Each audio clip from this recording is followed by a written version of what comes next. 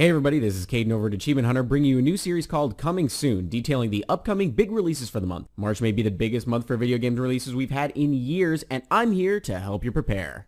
On March 5th, we'll see the release of the new Tomb Raider reboot. The reboot is being developed by Crystal Dynamics, who's had the franchise since 2003. Said to have a campaign lasting a solid 15 hours, and multiplayer developed by Eidos Montreal, the guys behind Deus Ex Human Revolution, adding some serious replayability. Tomb Raider is your collectathon for March, as a good chunk of the game's achievements come from collecting everything, from documents, geocaches, and relics, to just looting guys and scavenging for parts. To 100% Tomb Raider, you'll be turning over every rock in sight.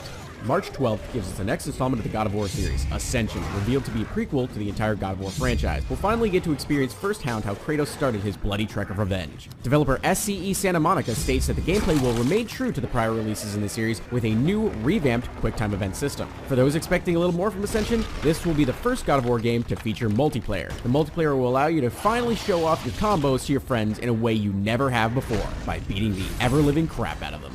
Also on March 12th is the new StarCraft II expansion pack, Heart of the Swarm. Continuing from the original campaign, Heart of the Swarm adds 20 new missions, 7 new multiplayer units, and adds some changes to the abilities of existing units. For those expecting the story of Heart of the Swarm to be as lengthy as Wings of Liberty, Blizzard has released information saying that they had intentionally shortened Heart of the Swarm's campaign as complaints that Wings of Liberty's story was too long. The 19th gives us two big releases. The first, continuing the GAO name anagram prequels this month, is Gears of War Judgment. Judgment is all about the exploits of Baird and Cole as their squad is accused of treason before the start of the original Gears of War. The big change made to campaign mode are the new optional declassified objectives in the game that show off what happened off the record. These offer the player a chance to earn stars, which leads to what I expect to be one of the most difficult achievements of the month, Superstar. Attain all stars on insane difficulty. That, along with 2 new multiplayer modes, means you should bring friends along for the ride, folks. You'll need them. The other big game of the 19th is The Walking Dead Survival Instinct. While Telltale's Walking Dead game series was based more on the comics, Survival Instinct goes the other way by having its game fully based on the AMC TV series. Norman Reedus and Michael Rooker reprise their roles as Daryl and Merle Dixon in a story campaign set as a prequel to the TV show's plot. Just because Daryl and Merle are both in the game, don't expect co-op or multiplayer, as developer Terminal Reality revealed back in February that there was no time to add a flushed-out multiplayer experience. Though there won't be any interaction between players, Survival Instinct has a lot of character interaction within the game.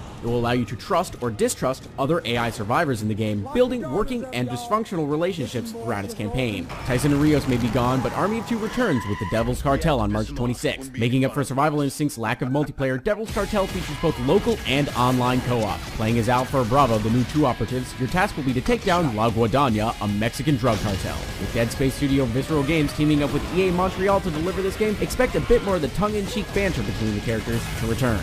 The final major release for the month is also on March 26th. BioShock Infinite is the next installment of the incredibly inventive BioShock series. If you're like me, this game couldn't come soon enough. Yet another prequel released in March, Infinite's storyline takes place in 1912, a full 48 years before the events of the first BioShock game. Just because it's set in an older time period, don't expect the crazy technology of the BioShock series to take a step backwards. Main character Booker DeWitt uses plasmid-like abilities known as Vigors, as well as some very steampunky weapons to dispatch enemies. Possession, Weapon Slave, Shock Jockey, and Murder of Crows being just a few of the Vigors in the game. The latter's powers are similar to the Insect Swarm ability of the original series, except for instead of bees, it's a horde of killer crows. Those expecting multiplayer in Infinite will find that it has none. The multiplayer of BioShock 2 was abandoned in an effort to flesh out a more enjoyable single-player campaign.